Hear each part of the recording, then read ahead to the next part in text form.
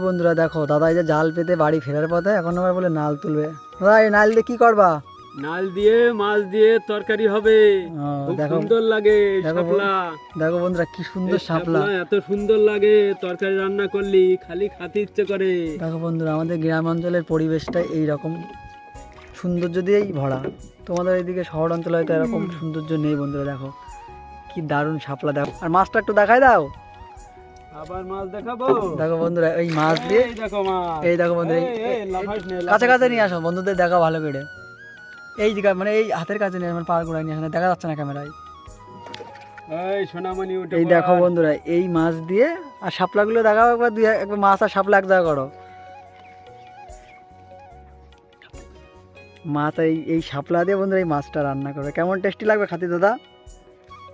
মশলা দিয়ে রান্না করলি খেতে ইচ্ছে করে। দেখো বন্ধুরা বিলের দেশি মাছ আর